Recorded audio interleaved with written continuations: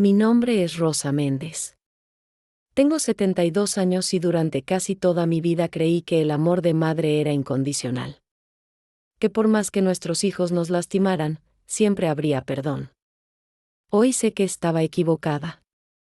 Hay límites para todo. Hasta para el amor maternal. Era un jueves de marzo en Sao Paulo cuando mi vida cambió para siempre. El cielo estaba cargado, igual al peso que sentía en el pecho hacía meses. Estaba en la cocina del apartamento en Moca, preparando el almuerzo como hacía todos los días hacía 3 años, desde que Ricardo, mi hijo de 45 años, volvió a vivir conmigo después del divorcio. El olor de los frijoles en el fuego se mezclaba con el sonido del tráfico pesado de la Ruada Moca. Sao Paulo nunca para, nunca descansa, pero esa mañana sentía como si el tiempo estuviera suspendido, como si algo terrible estuviera a punto de suceder. Ricardo llegó del trabajo con esa cara que ya conocía bien. Ojos rojos, olor a alcohol, puños cerrados. En los últimos meses, desde que perdió el empleo en la metalúrgica y empezó a beber más, estas llegadas violentas se habían vuelto rutina. ¿Dónde está mi dinero?, gritó antes de cerrar la puerta, haciendo que los vecinos del edificio seguramente oyeran a través de las paredes delgadas. ¿Qué dinero, hijo?, pregunté, pero mi voz salió temblorosa porque ya sabía. Mi jubilación había llegado ayer, y como siempre, guardaba una parte para los gastos de la casa y otra para emergencias. No te hagas la tonta, vieja. Sé que escondes dinero. Necesito pagar unas cuentas. Por cuentas, sabía que se refería a las deudas de juego y bebida que se acumulaban. Durante meses había cedido, dado mi dinero sudado para mantener sus vicios. Siempre esperando que cambiara, que volviera a ser el niño cariñoso que crié sola después de que su padre nos abandonara. Ricardo, ese dinero es para comprar comida, pagar las cuentas de la casa. Cállate. La primera bofetada llegó tan rápido que ni tuve tiempo de esquivarla. El sonido resonó por la cocina pequeña, mezclándose con el ruido de los coches afuera. Mi mejilla ardió, pero lo que más dolía era mi corazón haciéndose pedazos. Siempre fuiste una egoísta, dijo, empujándome contra el fregadero. ¿Yo te mantuve toda la vida y ahora no quieres ayudarme? Mentira. Yo había trabajado doble turno como empleada doméstica y niñera para criarlo.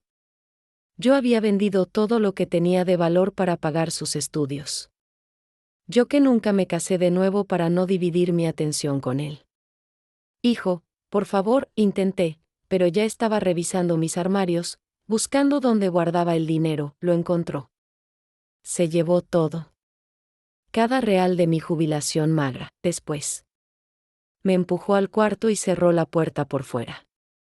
Quédate ahí hasta que aprendas a respetar a quien te mantiene, gritó, y oí sus pasos alejándose, la puerta de la calle cerrándose de un portazo. Sentada en la cama, con la mejilla hinchándose y lágrimas bajando, miré por la ventana a los edificios de Moca. Sao Paulo continuaba su vida frenética, indiferente a mi sufrimiento. En ese momento, algo dentro de mí murió. Pero algo nuevo también nació. Una determinación fría, calculadora, que no sabía que poseía. Ricardo había cometido el mayor error de su vida. Porque si hay algo que 72 años de vida me enseñaron, es que una mujer acorralada puede ser mucho más peligrosa de lo que cualquier hombre imagina. Encerró mi cuerpo en este cuarto, pero liberó algo dentro de mí que estaba dormido desde hace mucho tiempo. Y ahora, mientras planeo mi venganza, solo puedo sonreír pensando en la sorpresa que se llevará. La guerra apenas había comenzado. 3 días. 3 días encerrada en mi propio cuarto como una criminal, oyendo a Ricardo entrar y salir del apartamento a cualquier hora, trayendo bebida y gente extraña. El olor a cigarro y alcohol se infiltraba por debajo de la puerta, mezclándose con el sonido constante del tráfico de la Ruada Moca que entraba por la ventana de mi cautiverio. Solo abría la puerta para darme restos de comida, como si fuera un animal. Pan viejo, agua del grifo en un vaso sucio. Come y cállate, decía siempre, evitando mis ojos. Por lo menos aún tenía vergüenza de lo que estaba haciendo. Sao Paulo continuaba su vida ahí afuera. Por la ventana veía a las mujeres yendo al mercado, niños corriendo hacia la escuela, jubilados como yo sentados en la placita conversando. Vida normal para gente normal.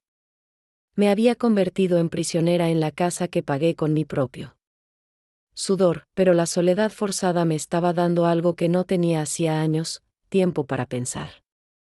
Y cuanto más pensaba, más mi mente trabajaba como una máquina calculando posibilidades. La segunda noche, oí a Ricardo en el teléfono con alguien. La vieja está quietecita en el cuarto. No va a dar problemas.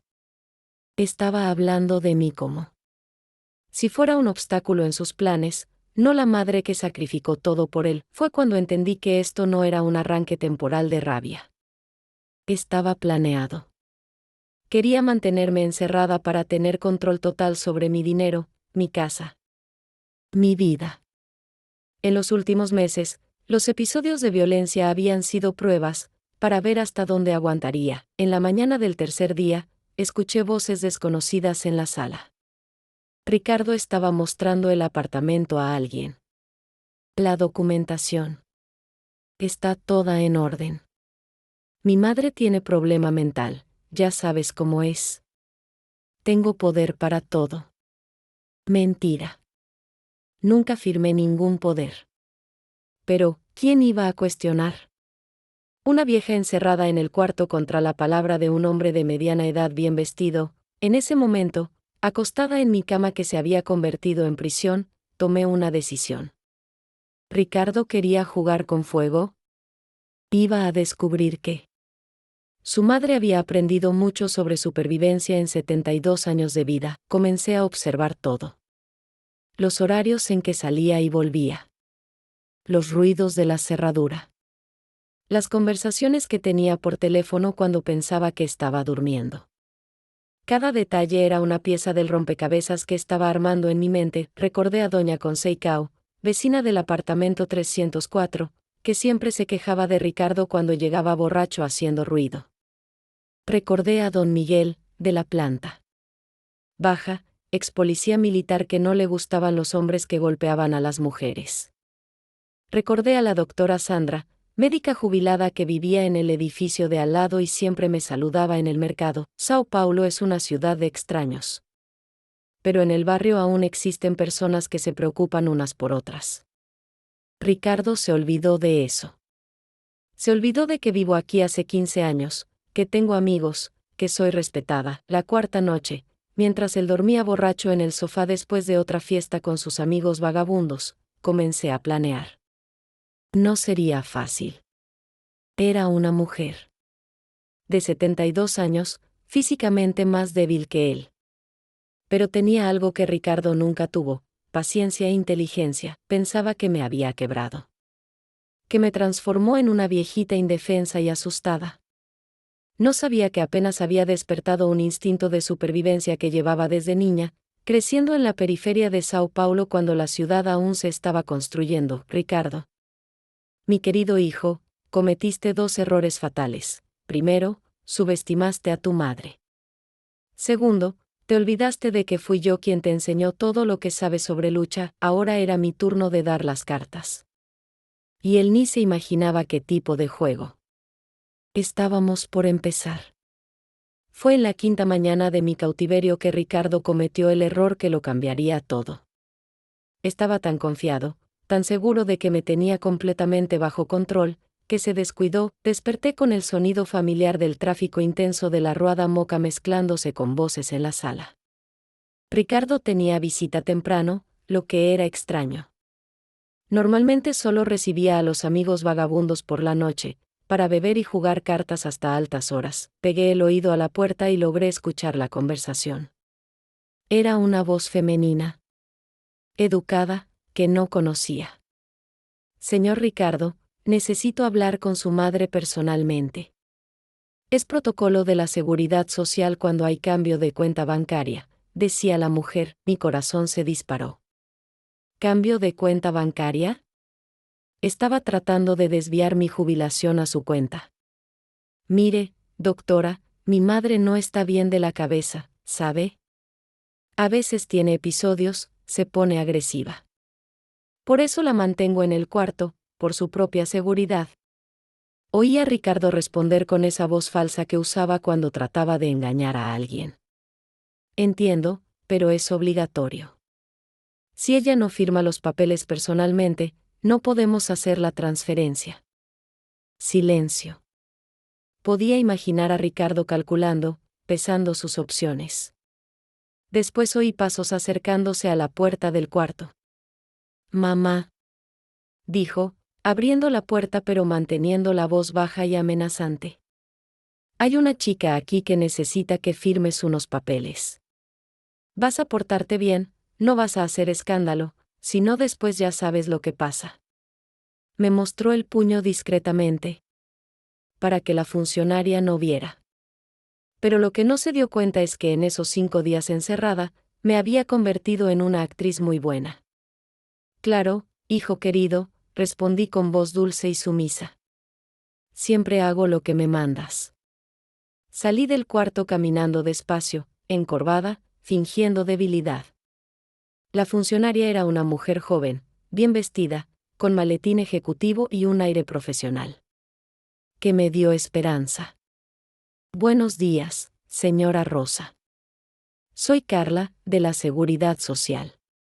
Necesitamos regularizar unos documentos referentes a su jubilación. Nos sentamos los tres en la mesa de la cocina. Ricardo se quedó a mi lado, tenso, controlando cada movimiento mío. La chica explicó sobre la transferencia de la cuenta bancaria, como si fuera rutina, pero me di cuenta de que estaba observando todo, mi apariencia descuidada después de días sin bañarme bien, la marca morada aún visible en mi mejilla, la tensión en el aire. Señora Rosa, ¿está segura de que quiere hacer esta transferencia? ¿Es irreversible?, preguntó Carla, mirándome directamente a los ojos. ¿Está segura, doctora? Le expliqué todo ayer. Ricardo se apresuró a responder, pero Carla siguió mirándome. Fijo. Necesito escucharlo de la señora. Ese fue el momento de la verdad. Podía firmar los papeles, seguir siendo víctima, dejar que Ricardo robara oficialmente mi jubilación. O podía confiar en la intuición que me decía que esta mujer estaba ahí para ayudarme. ¿Puedo hablar con usted en privado?, pregunté con voz temblorosa. Ricardo se puso rígido. No hace falta, mamá. No tenemos secretos. Es derecho de la señora, dijo Carla firmemente. Señor Ricardo, ¿podría darnos unos minutos? Vi la desesperación en los ojos de mi hijo. Sabía que había perdido el control de la situación. No voy a dejarlas solas. Mi madre a veces inventa cosas. Señor, o sale de la cocina ahora, o llamo a la policía. El protocolo es protocolo. Ricardo salió bufando, pero se quedó del otro lado de la puerta, seguramente escuchando. Carla se acercó a mí. Señora Rosa, la vecina del 304 me llamó. Preocupada. Dijo que no la veía hacía una semana y que oyó gritos viniendo de su apartamento. No soy de la Seguridad Social. Soy asistente social. Vine a verificar si está bien. Lágrimas de alivio bajaron por mi rostro. Doña Conseicao, mi querida vecina molesta, me había salvado. Me pega, susurré. Me encierra en el cuarto. Quiere robar mi dinero. Carla tomó mi celular discretamente. ¿Puede llamar a alguien? Familia, amigos. Pensé rápidamente. Mi sobrina Luciana. Es abogada. En ese momento, mirando por la ventana de la cocina a Sao Paulo moviéndose ahí afuera, sentí que mi prisión estaba llegando a su fin. Pero más importante, sentí que la venganza que venía planeando meticulosamente durante esos 5 días estaba por comenzar. Ricardo había cometido el error de involucrar a terceros en sus crímenes. Ahora ya no era un asunto familiar privado. Era un caso para la justicia, y yo sabía exactamente cómo usar eso a mi favor. 2 horas después, mi pequeño apartamento en Moca parecía un hormiguero.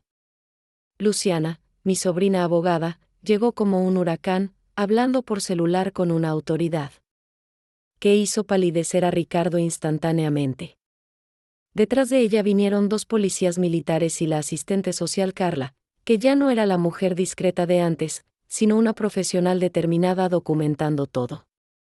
Tía Rosa, Dios mío, ¿qué te hicieron? Luciana me abrazó, y por primera vez en días me sentí protegida.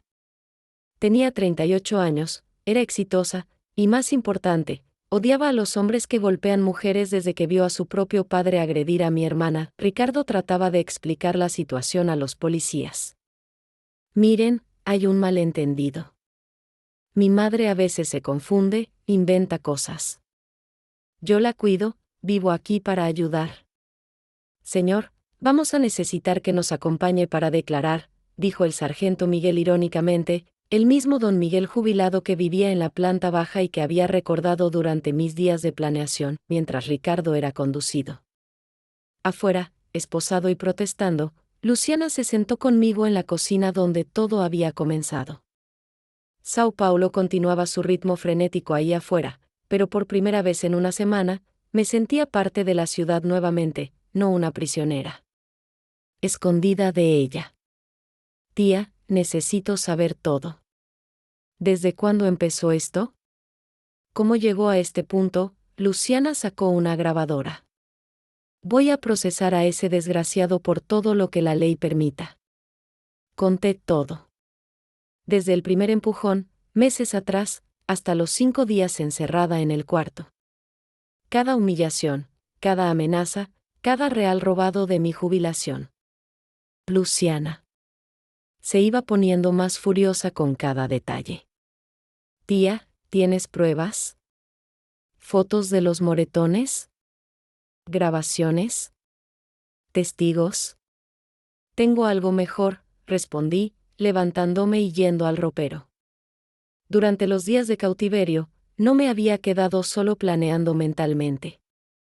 Había usado el tiempo para juntar evidencias. Le mostré a Luciana un cuaderno donde anotaba todo. Fechas, horarios, valores robados, nombres de las personas que Ricardo traía a casa. Y está esto, dije, sacando de dentro de la almohada un celular viejo que él no sabía que tenía. Logré grabar algunas conversaciones de él hablando sobre vender el apartamento, sobre internarme a la fuerza. Y fotografié las marcas que me dejó. Luciana miró las fotos y grabaciones, y vi lágrimas en sus ojos. Tía, ¿por qué no me llamaste antes? ¿Por qué aguantaste tanto tiempo callada? Era una buena pregunta. ¿Por qué una mujer de 72 años, que crió un hijo sola enfrentando todo tipo de dificultad en Sao Paulo de los años 70 y 80, se dejó tratar como basura por su propio hijo? Porque él era mi bebé, respondí simplemente. Porque cuando amas a alguien de verdad, siempre piensas que puedes salvarlo. Siempre piensas que esta vez será diferente. ¿Y ahora? Ahora era diferente. En esos 5 días encerrada, había pasado por todas las etapas del duelo. Lloré por la pérdida del hijo que pensé haber criado. Sentí rabia por la ingratitud. Negocié conmigo misma, buscando excusas para él.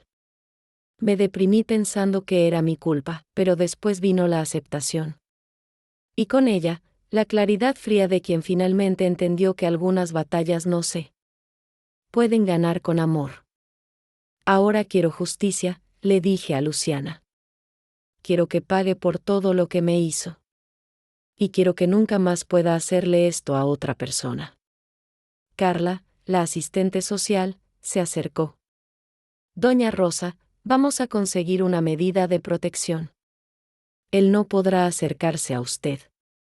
Y sobre el apartamento es mío. Pagué cada cuota con mi trabajo.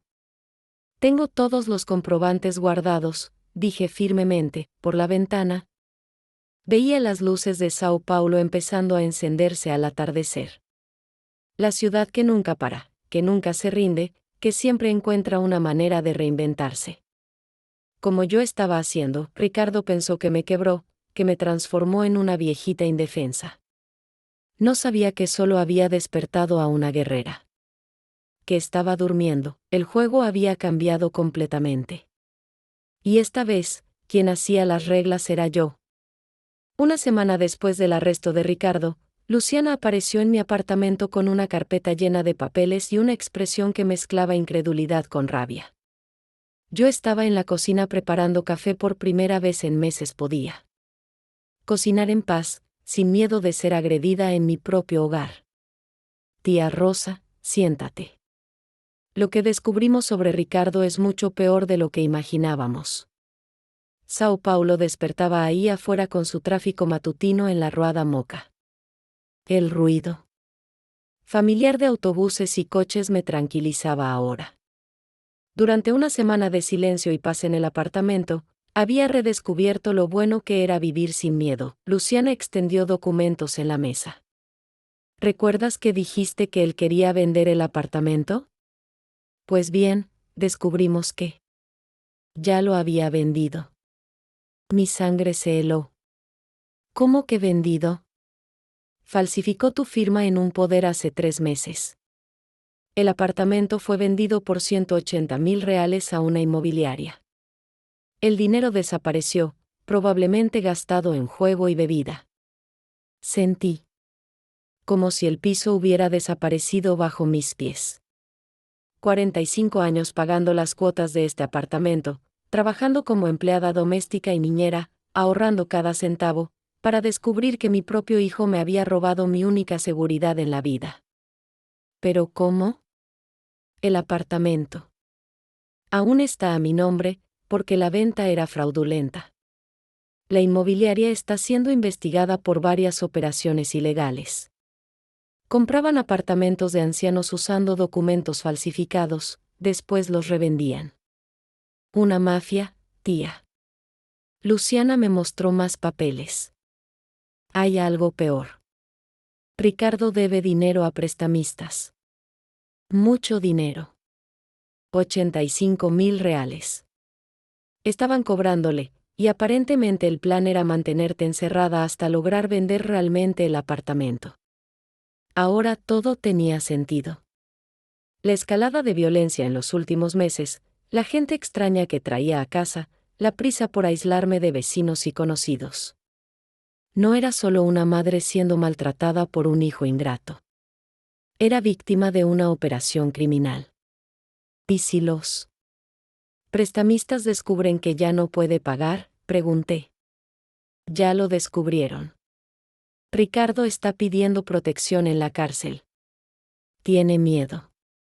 Una parte de mí, la madre que aún existía en el fondo del pecho, sintió un apretón.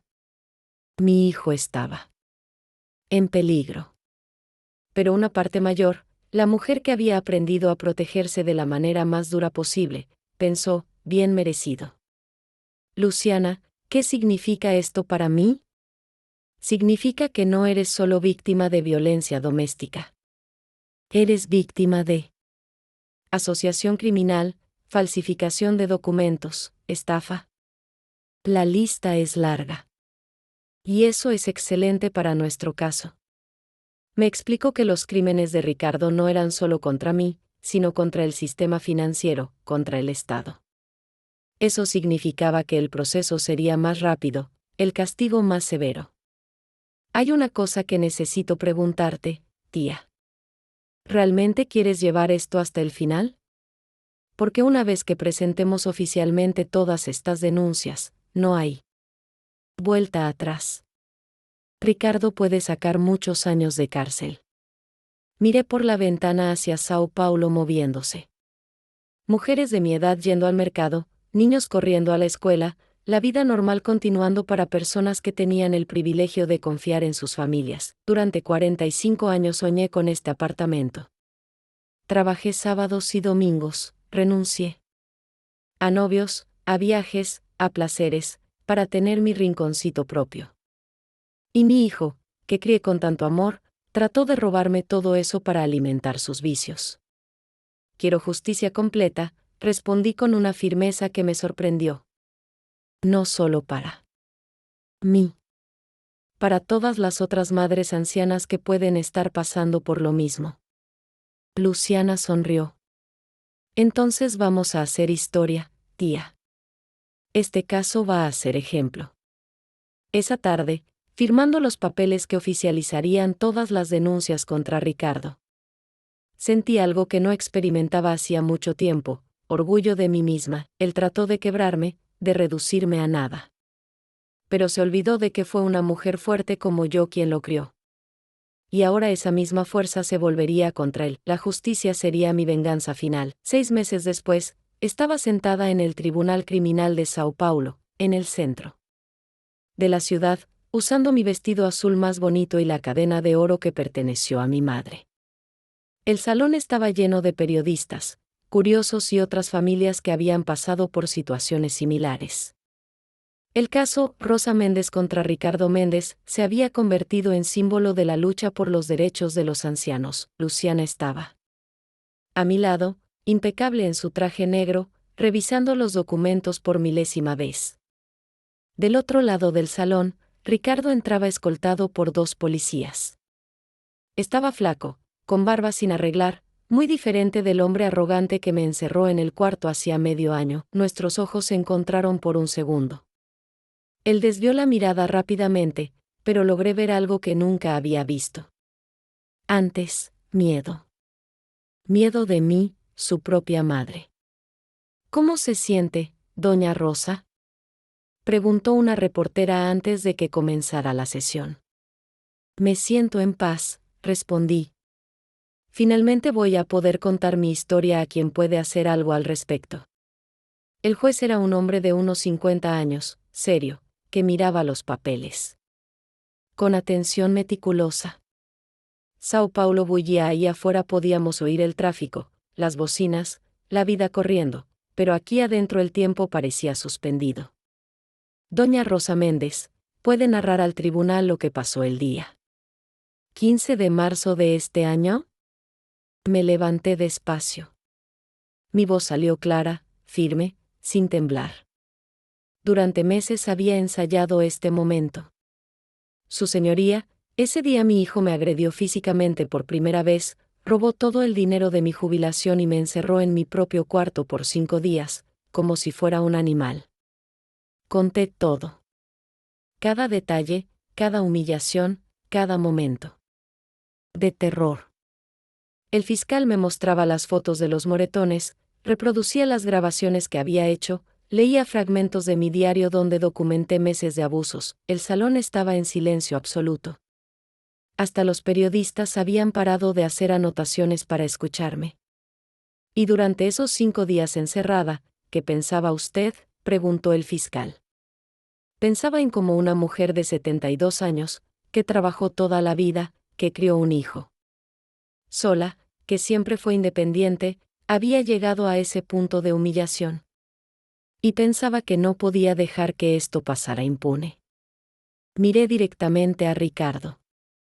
No por mí, sino por las otras madres ancianas que pueden estar pasando por la misma situación en este momento en Sao Paulo, en todo Brasil.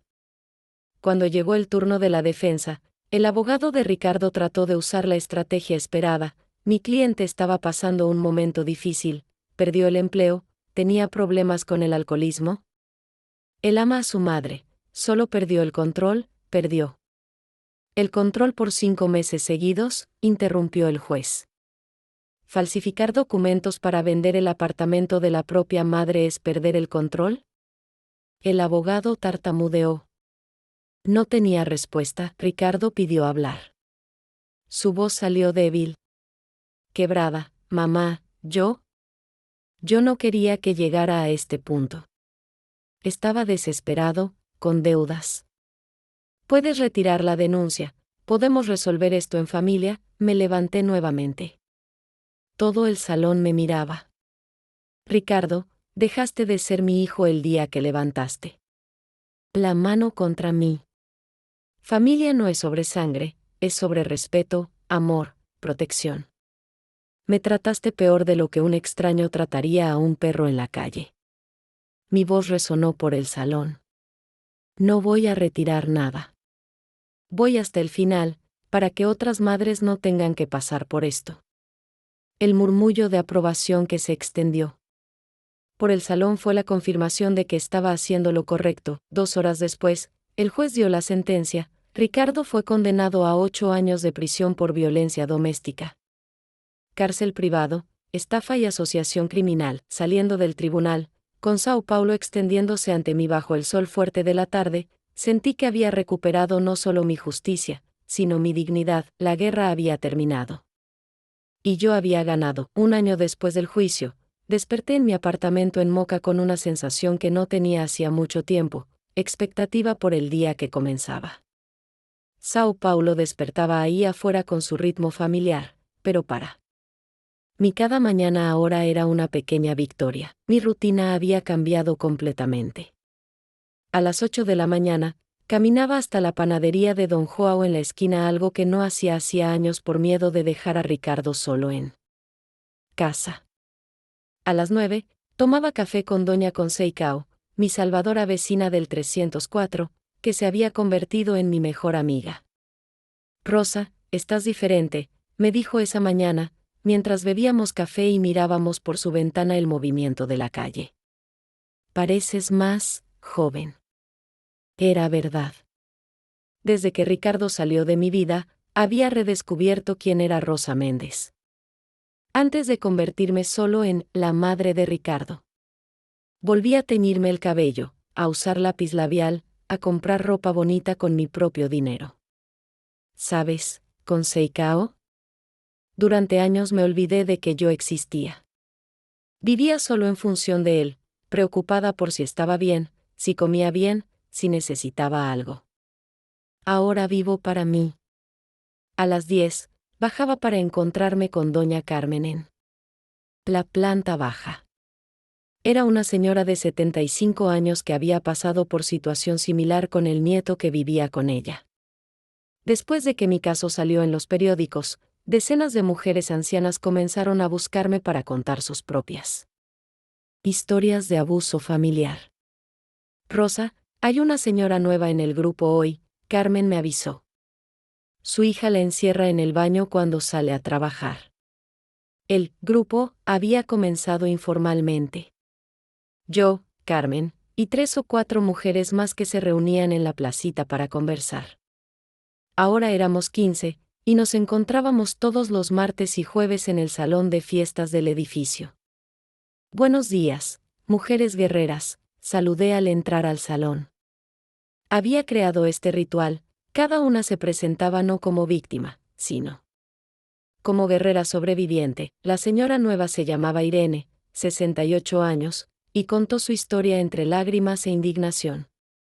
La hija la trataba como empleada doméstica, le robaba la jubilación y la amenazaba con internación en asilo cuando se quejaba. ¿Ustedes creen que debería denunciar? ¿Pero es mi única hija?, preguntó Irene. Irene, respondí tomando sus manos. Ser hija no da derecho a maltratar a la madre. El amor no lastima. El amor no humilla. El amor no roba. Pasé la tarde ayudando a Irene a organizar documentos para hacer la denuncia, como Luciana me había enseñado. Era increíble cómo mi experiencia dolorosa ahora servía para ayudar a otras mujeres a liberarse. Al final de la tarde, volví a casa y encontré 2 cartas en la portería. Una era de una editorial queriendo publicar mi historia como libro. La otra me hizo llorar. Doña Rosa, me llamo Fernanda, tengo 35 años y vivo en Campiñas. Leí sobre su caso en el periódico. Mi abuela de 80 años estaba siendo maltratada por mi tío, pero toda la familia fingía no ver, porque son cosas de familia. Después de su ejemplo, conseguimos valor para denunciar. Mi abuela está bien ahora y quiere conocerla. Gracias por mostrarnos que podemos luchar. Sentada en mi sillón, mirando a Sao Paulo encender sus luces al atardecer, pensé en cómo la vida puede cambiar. 1 año atrás era una mujer quebrada, humillada, prisionera en su propia casa. Hoy era una referencia de resistencia para otras mujeres. Ricardo estaba cumpliendo su pena y, según Luciana, había buscado tratamiento para alcoholismo en la cárcel. Parte de mí aún sentía un eco del amor maternal, pero una parte mayor. Sentía orgullo de haber elegido mi propia dignidad. Esa noche, antes de dormir, agradecí en silencio. A veces necesitamos perder todo para descubrir de qué realmente somos capaces, y yo había descubierto que era mucho más fuerte de lo que jamás imaginé. Era un martes lluvioso de julio, 2 años después del juicio, cuando recibí una llamada que me tomó completamente desprevenida. Estaba en la cocina preparando almuerzo para las chicas del grupo. Nuestra reunión semanal se había vuelto tradición, y siempre se quedaban a comer mi lasaña, cuando sonó el teléfono. ¿Doña Rosa? Habla del complejo penitenciario. Su hijo Ricardo está en el hospital de la prisión. Pidió que la llamáramos. Mi mano tembló sosteniendo el teléfono. Sao Paulo llovía ahí afuera, y el ruido del agua golpeando la ventana se mezcló con el torbellino de sentimientos que explotaron en mi pecho. ¿Qué le pasó? Intento de suicidio, señora. Está estable, pero pidió verla. Colgué el teléfono y me quedé parada en medio de la cocina, observando la lluvia transformar Sao Paulo en una acuarela borrosa. Durante 2 años había reconstruido mi vida ladrillo a ladrillo. Creé una nueva identidad, lejos de la sombra del hijo que me maltrató. Y ahora él volvía, aún detrás de las rejas. Doña Carmen llegó temprano y me encontró aún en shock. Rosa, ¿qué pasó? Estás blanca. Le conté sobre la llamada. Carmen se sentó pesadamente en la silla de la cocina. ¿Ibas a ir? No sé. Durante 2 años no tuve noticias de él. No quise saber. Preferí creer que estaba muerto para mí. Pero no está muerto. Y por lo visto, tú tampoco estás muerta. Para él. Las otras mujeres del grupo llegaron y encontraron una reunión muy diferente de la usual. En lugar de hablar sobre superación y conquistas, discutimos el tema más complejo, perdón. Rosa, no le debes nada, dijo Irene, que había logrado liberarse de la hija abusiva y ahora vivía en un apartamento propio. Ya hiciste tu parte como madre. Pero intentó matarse, señalé. Eso significa que está sufriendo. ¿Y cuando tú sufrías encerrada en ese cuarto, él se preocupó? Rebatió Carmen, era una buena pregunta. Durante 5 días de cautiverio, Ricardo no demostró ninguna compasión por mi sufrimiento. ¿Por qué debería sentir por el suyo? Pasó toda la tarde y no lograba tomar una decisión. Sao Paulo se secaba después de la lluvia, el sol aparecía entre las nubes, y yo seguía dividida entre lo que mi cabeza mandaba, no ir, y lo que mi corazón susurraba, tal vez haya cambiado. Por la noche, llamé a Luciana. Tía, ¿estás segura de que quieres exponerte a eso? ¿Después de todo lo que construiste? No estoy segura de nada. Pero estoy segura de que si no voy, me voy a quedar preguntándome el resto de la vida. Entonces voy contigo. A la mañana siguiente, tomamos un taxi hasta el complejo penitenciario en la zona este de Sao Paulo. El camino me trajo memorias de la ciudad donde crecí, de los barrios donde trabajé, de la vida que construí antes de que todo se derrumbara. La sala de visitas de la enfermería era pequeña, con paredes blancas y olor a desinfectante. Cuando Ricardo entró, escoltado por un guardia, apenas lo reconocí. Estaba flaco, canoso, con cicatrices en las muñecas vendadas. Nos miramos en silencio. Por algunos segundos. Sao Paulo continuaba su vida frenética ahí afuera, pero ahí adentro el tiempo se había detenido. Mamá, dijo finalmente, con voz ronca. Gracias por venir. ¿Por qué hiciste eso, Ricardo? Comenzó a llorar. Porque no aguanto más vivir. Con lo que te hice. Todos los días recuerdo tu cara cuando me cerré la puerta del cuarto. Todos los días recuerdo cómo trataste de explicarme que tenías miedo y yo no escuché. No eran las palabras que esperaba. Durante 2 años imaginé este reencuentro varias veces, pero siempre con él tratando de justificarse, culpando las circunstancias, pidiendo lástima. No pido perdón porque no lo merezco, continuó. Solo quería que supieras que sé lo que hice. Y que tuviste razón al denunciarme. En ese momento, algo dentro de mí se deshizo. No era amor maternal volviendo. Era el cierre de un ciclo, volví. De la prisión con la cabeza confusa y el corazón pesado. Ricardo había pasado 2 horas contándome sobre su transformación en la cárcel, el tratamiento para alcoholismo, las sesiones de terapia, el trabajo en la biblioteca de la penitenciaría, donde ayudaba a otros presos a escribir cartas a sus familias. Parece sincero, comentó Luciana durante el camino de vuelta. Pero no tienes ninguna obligación de perdonar, tía. Exactamente ese era el problema. Durante 2 años había aprendido a vivir sin culpa, sin obligaciones que no fueran conmigo misma. Y ahora Ricardo volvía, no exigiendo nada, pero dejando la decisión en mis manos. Llegando a casa, encontré a las chicas del grupo esperándome en la portería. Doña Carmen, Irene, María de los Dolores, Valdira, todas querían saber cómo había sido el encuentro. No necesitaban esperarme, dije, emocionada por el cariño. Claro que necesitábamos, respondió Carmen. Somos una familia ahora. Subimos a mi apartamento. Mientras preparaba café para todas, conté sobre la visita. Las reacciones fueron las más variadas. Hombre que golpea a mujer no tiene arreglo, dijo María de los Dolores, categórica. Pero si realmente cambió, ponderó Valdira. Rosa. La decisión es solo tuya, dijo Irene. Pero acuérdate de lo que siempre nos dices, primero viene nuestro bienestar. Esa noche, me quedé en el balcón observando a Sao Paulo calmarse. La ciudad nunca para completamente, pero por la noche se vuelve más silenciosa, más reflexiva. ¿Cómo me estaba sintiendo? Pensé en la Rosa de 2 años atrás, encerrada en ese cuarto, planeando su venganza.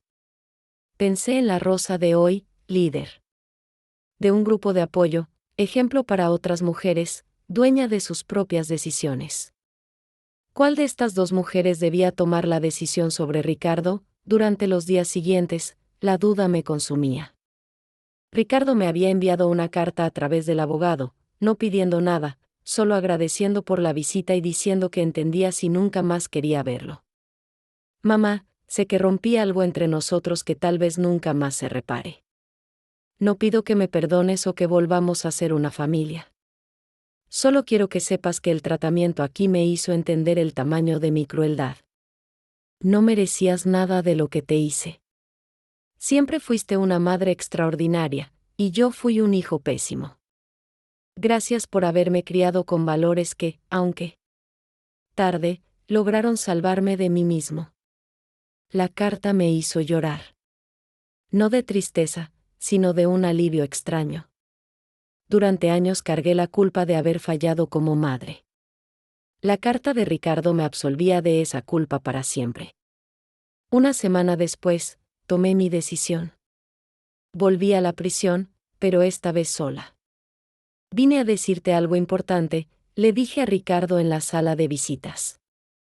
No te perdono porque el perdón es algo que tienes que ganarte contigo mismo.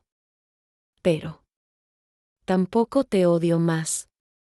Su rostro se iluminó con esperanza. No malinterpretes, continué. No vamos a ser madre e hijo de nuevo. Esa relación murió cuando me levantaste la mano. Pero puedo ser una mujer que respeta tu esfuerzo de cambio, sin cargar el peso del pasado. ¿Qué significa eso? Significa que voy a seguir mi vida, feliz y en paz. Y tú vas a seguir la tuya, tratando de ser mejor persona. Separados, pero sin rencor. Fue la conversación más liberadora de mi vida. Salí de la prisión sin peso en los hombros, sin culpa, sin rabia. Sao Paulo se extendía ante mí bajo el sol de la tarde, llena de posibilidades. Había cerrado definitivamente el ciclo del pasado para poder vivir plenamente el presente. 3 años después, estoy sentada en mi balcón en Moca, viendo a Sao Paulo despertar un martes cualquiera. Mi gata Mimi ronronea en mi regazo mientras escribo estas últimas palabras de mi historia. La vida me llevó por caminos que nunca imaginé. De víctima de violencia doméstica a símbolo de resistencia. De mujer quebrada a líder de un movimiento que ya ayudó a más de 200 ancianas en Sao Paulo a denunciar abusos familiares. Nuestro grupo creció tanto que ahora tenemos sede propia, donada por la prefeitura. Centro Rosa Méndez de apoyo a la mujer mayor. Nunca pensé que mi nombre estaría en una placa, representando esperanza para tantas mujeres. Ricardo cumplió su pena y fue liberado hace 6 meses. No nos vemos, no nos hablamos, pero según Luciana, está trabajando en una ONG que ayuda a dependientes químicos. Rehizo su vida en otra ciudad, lejos de mí, como acordamos. A veces recibo noticias de que está bien, y me alegro por él como me alegraría por cualquier ser humano que logra cambiar. Pero lo más importante que aprendí no fue sobre perdón o venganza. Fue sobre mi propia fuerza interior. Durante 70 años creí que ser una buena mujer significaba ser sumisa, sacrificada, siempre poniendo las necesidades de otros antes que las mías. La violencia de Ricardo me enseñó que eso estaba equivocado. Descubrí que tengo derecho a ser respetada. Derecho a vivir sin miedo. Derecho a envejecer con dignidad. Y más importante, tengo la obligación de defender esos derechos, porque si no lo hago yo, nadie más lo hará. La verdadera fuerza no es aguantar callada los maltratos pensando que eso te hace noble. La verdadera fuerza es decir, basta, cuando alguien cruza tus límites, sin importar quién sea esa persona. En estos 3 años, ayudé a decenas de mujeres mayores a encontrar su propia voz. Mujeres que creían estar muy viejas, para comenzar de nuevo. Mujeres que pensaban que denunciar a los hijos era traición maternal. A todas les digo lo mismo, no es traición protegerte. Es amor propio. Mi apartamento en Moca se convirtió en refugio para mujeres que necesitan apoyo. Mi teléfono toca a cualquier hora con llamadas de hijas, nietas, vecinas preocupadas por alguna anciana siendo maltratada. Me volví la abuela guerrera de la región. Luciana siempre dice que mi historia debería ser película. Tal vez algún día lo sea. Pero más importante que la fama es saber que cada mujer que encuentra el coraje de denunciar abuso familiar después de conocer mi caso es una vida que se salva. Sao Paulo se extiende ante mis ojos con sus millones de historias. En algún lugar de esta ciudad, en este momento, hay una mujer mayor siendo maltratada por alguien de su familia. Hay hijos adultos que ven a las madres como estorbos. Hay familias fingiendo que el abuso no es tan grave así. A estas mujeres les digo, ustedes merecen respeto. Ustedes merecen paz. Ustedes merecen envejecer con dignidad. Y si alguien les dice que ya están muy viejas para luchar por sus derechos, recuerden mi historia. Tenía 72 años cuando decidí que ya era suficiente. Hoy, a los 75, soy más fuerte. Más segura, más feliz de lo que jamás fui. La edad no es una sentencia de muerte para nuestros sueños. Es sabiduría acumulada esperando ser usada. ¿Y tú? ¿Conoces a alguna mujer mayor que esté sufriendo abuso? ¿Qué harías si fueras tú en mi situación? Comparte tu historia en los comentarios, y si esta historia te conmovió, dale like y compártela con otras mujeres que necesiten recordar su fuerza. Suscríbete al canal para más historias reales de superación, porque juntas somos más fuertes. Y nuestras voces importan a cualquier edad. En la próxima temporada llega la historia de Mercedes, una mujer de 73 años que descubre un secreto familiar que cambiará todo lo que creía saber sobre su vida. También conoceremos a Esperanza, quien a los 68 años decidió denunciar a su esposo después de 40 años de matrimonio abusivo. No te las pierdas. Recuerda, nunca es tarde para recuperar tu dignidad. Nunca es tarde para decir, ya basta. Y nunca, nunca estás sola en esta lucha.